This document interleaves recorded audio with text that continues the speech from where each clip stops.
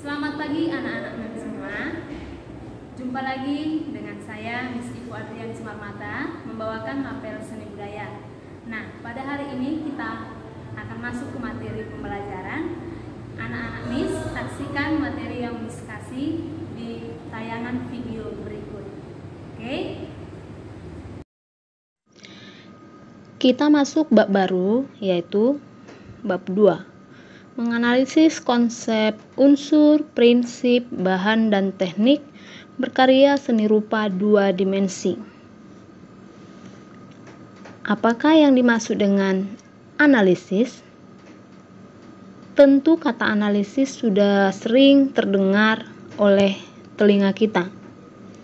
Analisis berarti mengkaji, mengurai, dan menelaah suatu karya atau objek.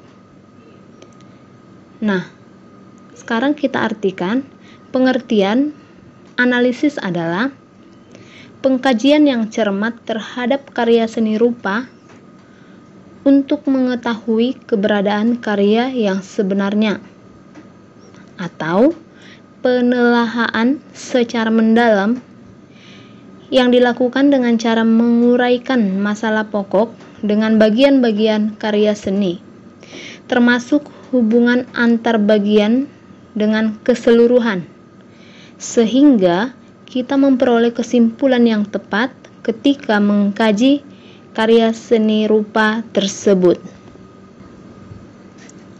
Nah, di sini kita menganalisis karya seni rupa 2 dimensi.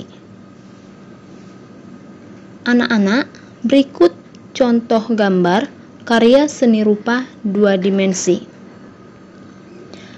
Karya seni rupa 2 dimensi adalah karya seni rupa yang memiliki 2 ukuran, yaitu ukuran panjang dan lebar, dan hanya bisa dilihat dari satu sisi atau satu arah saja.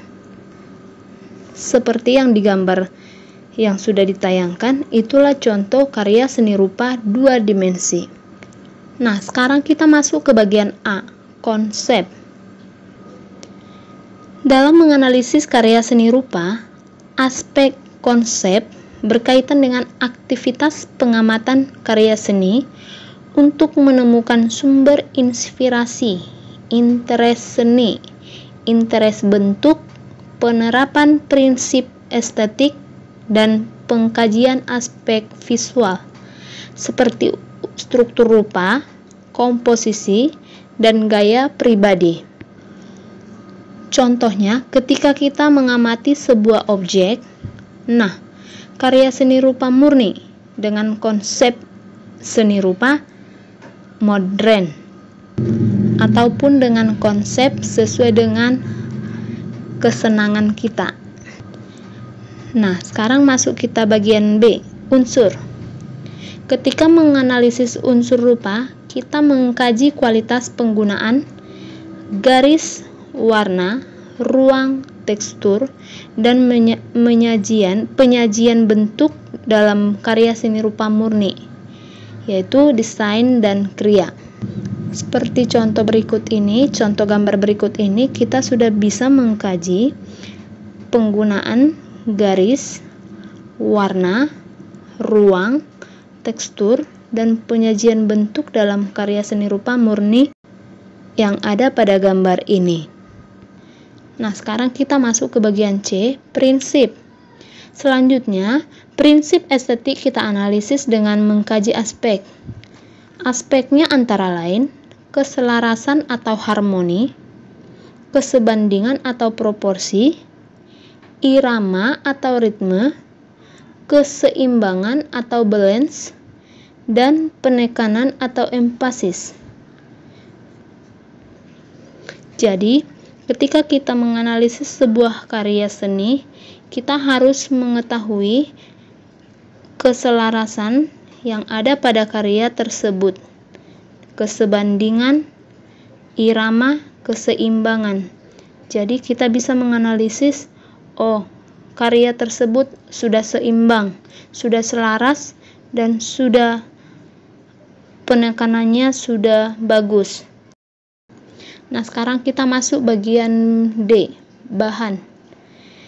Gagasan seni memerlukan penggunaan bahan baku seni tersebut.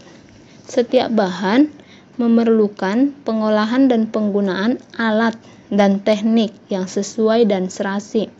Misalnya, kalau kita mematung, yang dipersiapkan sebagai elemen estetik sebuah taman tidak akan menggunakan bahan kayu dengan teknik pahat, tetapi menggunakan bahan perunggu dengan teknik cor, karena bahan inilah yang tahan terhadap perubahan cuaca. Supaya bahan tersebut tahan dan bisa dipergunakan selama mungkin. Yang terakhir, bagian E, kita masuk teknik.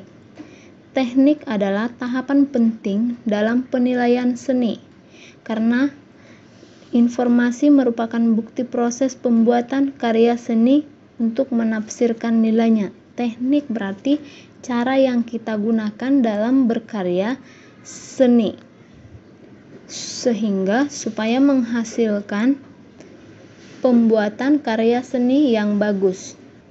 Nah, sampai situ penjelasan Miss.